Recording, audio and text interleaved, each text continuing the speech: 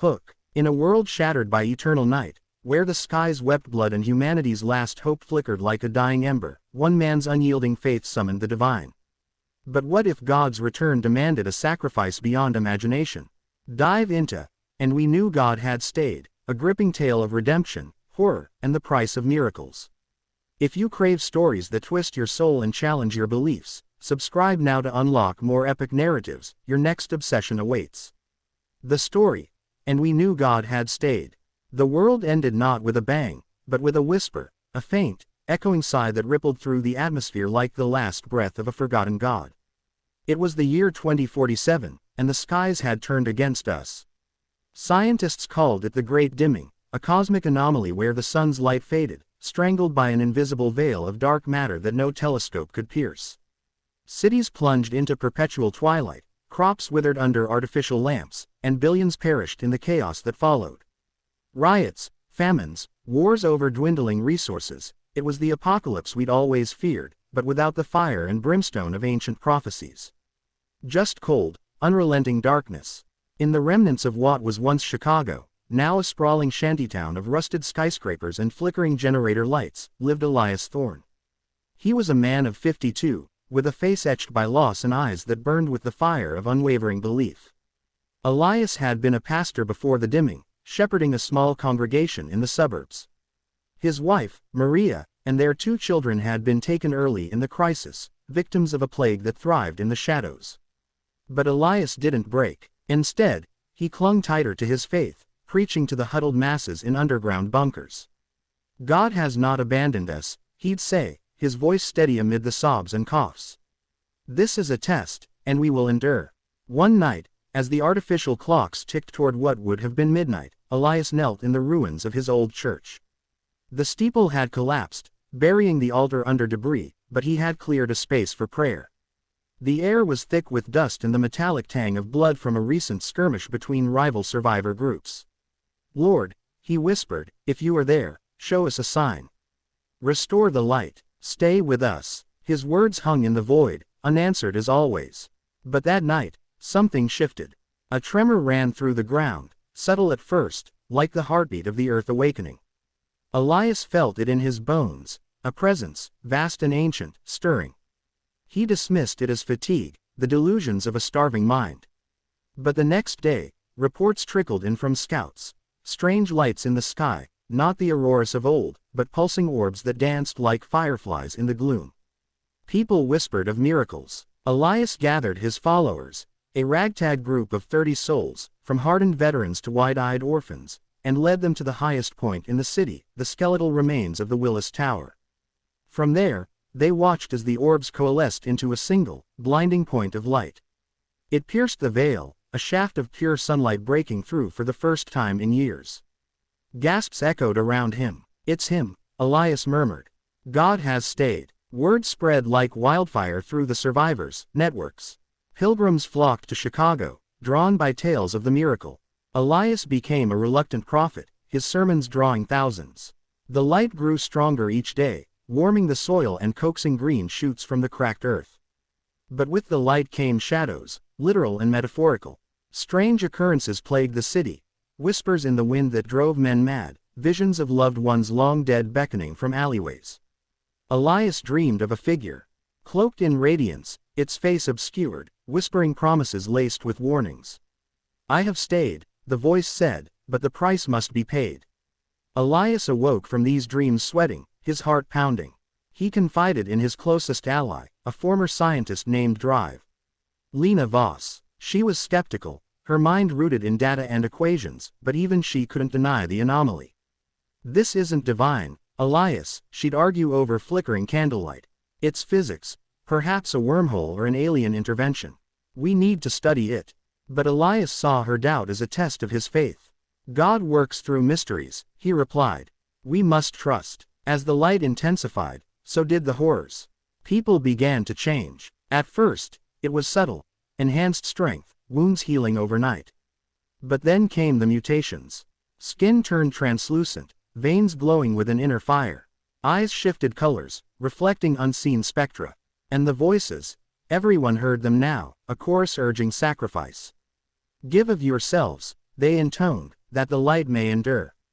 Elias tried to interpret it as metaphor, preaching about spiritual offerings.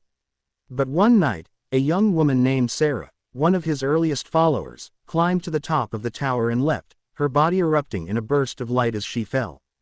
The next day, the sun shone brighter. Panic set in. Some fled, calling Elias a false prophet.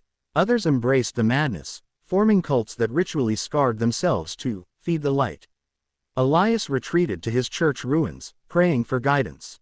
The figure appeared in his waking hours now, a silhouette against the growing dawn.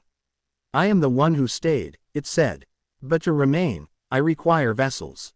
Elias demanded clarity. "What do you ask of us?" The response chilled him. "Your essence.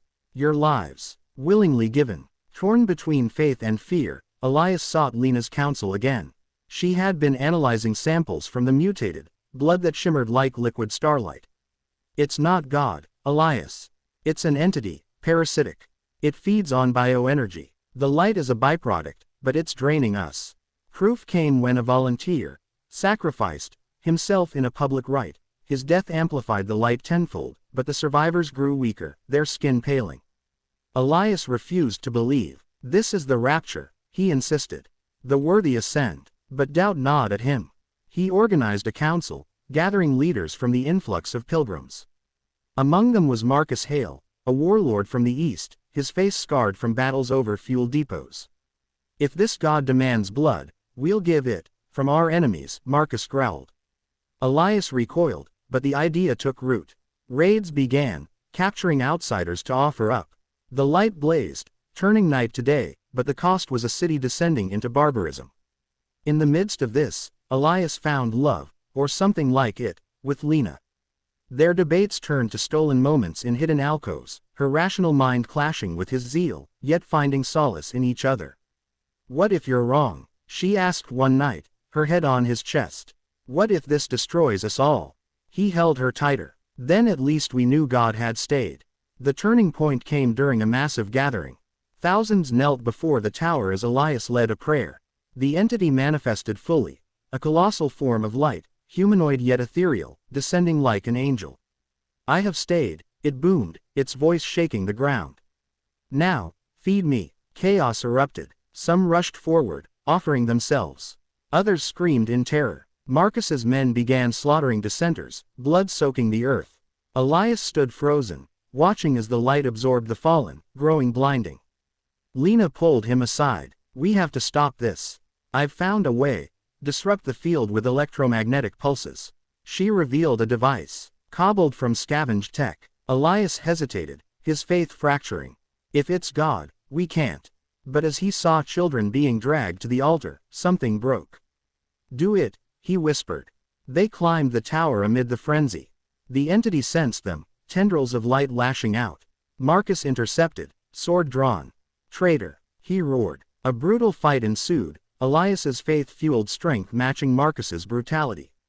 He disarmed the warlord, sparing his life. "This isn't faith," Elias said. "It's madness." At the summit, Lena activated the device. A pulse ripped through the air, shattering the entity's form. Screams filled the night as the light dimmed, retreating. But it wasn't gone. "You cannot banish me," it hissed in Elias's mind.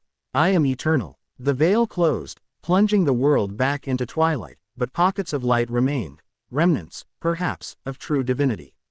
In the aftermath, Elias and Lena led the survivors in rebuilding, not on blind faith, but on hope tempered by reason. The mutations faded, the voices silenced. Elias still prayed, but now with questions.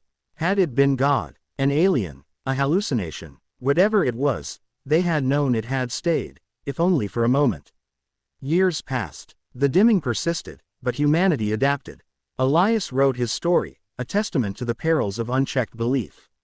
As he aged, he wondered if the entity would return, and in quiet moments, he felt a spark within, a lingering presence. God had stayed, not in the skies, but in their hearts. The survivors spread out, carrying tales of the miracle and its cost. New communities formed, blending science and spirituality. Lena's inventions brought sustainable light sources, while Elias's teachings emphasized compassion over sacrifice. But whispers of the entity's return lingered, cultists in the shadows plotting to summon it again. One day, a scout returned with news, similar lights spotted in distant lands. Elias, now frail, gathered his people. "We must be vigilant," he said. "Faith without wisdom is folly." Lena stood by his side, their bond unbreakable. As the story of Elias Thorne became legend, it served as a cautionary tale. In a world of darkness, the greatest light came from within, not from gods who demanded blood, but from humanity's resilience. And so, they endured, knowing that even if God had stayed, it was they who chose to live.